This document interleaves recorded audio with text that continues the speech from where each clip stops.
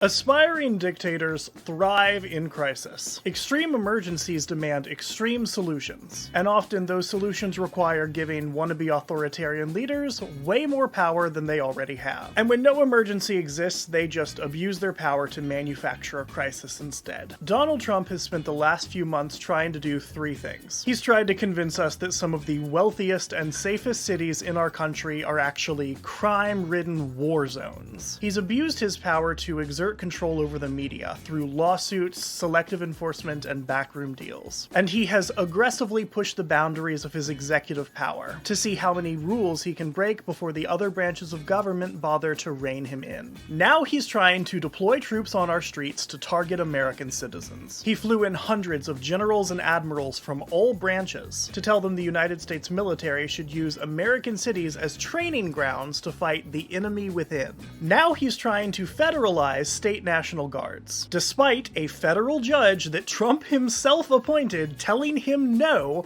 when he tried to federalize the Oregon National Guard, telling him his statements about conditions in that city were untethered to the facts, and saying the president's arguments for deployment risk blurring the line between civil and military federal power to the detriment of this nation.